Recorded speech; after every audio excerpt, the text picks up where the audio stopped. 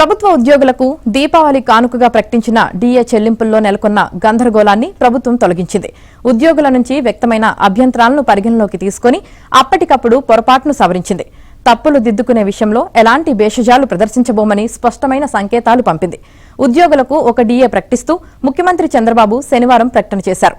అయితే దీనికి సంబంధించి సోమవారం జారీ అయిన జీవోలలో అధికారుల స్థాయిలో అనాలోచిత నిర్ణయాలు తీసుకున్నారు. 2024 జనవరి నుంచి చెల్లించాల్సిన 3.64% డీఏ బకాయిలను రిటైర్మెంట్ సమయంలో చెల్లిస్తామని అందులో పేర్కొన్నారు. 21 నెలల డీఏ బకాయిల కోసం రిటైర్మెంట్ దాకా వేచి చూడాల్సిన పరిస్థితి ఏమిటంటూ ఉద్యోగుల్లో తీవ్ర చర్చ మొదలైంది.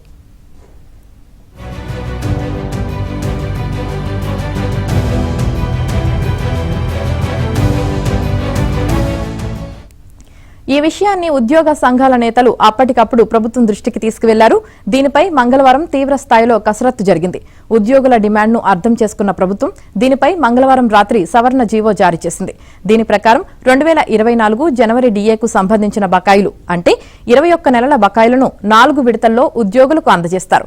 బకాయిల్లో 10% 2026 ఏప్రిల్లో చెల్లిస్తారు.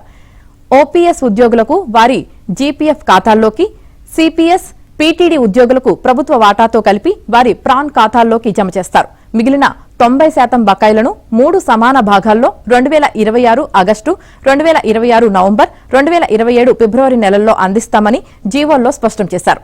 ఈ మొత్తాలను ఓపీఎస్ ఉద్యోగులకు వారి జీపీఎఫ్ ఖాతాల్లో జమ చేస్తామని, సిపిఎస్ పీటీడీ ఉద్యోగులకు నగదు రూపంలో అందజేస్తామని జీవోలో వెల్లడించారు.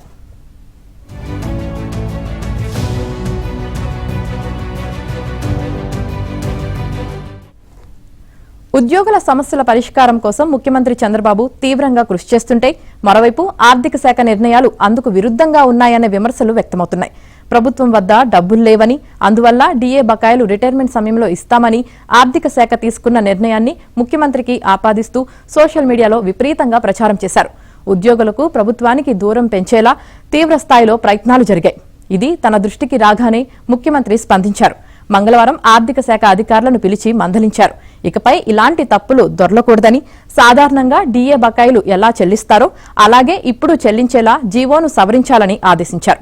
ఆ మేరకు ఆర్థిక శాఖ మంగళవారం రాత్రి జీవో 62 విడుదల చేసింది.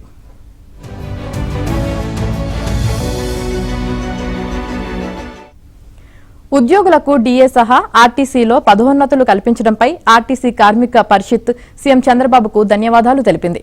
మంగళవారం ఈ మేరకు అమరావతి సచివాలయంలో సీఎం చంద్రబాబును కలిసి ధన్యవాదాలు తెలిపారు.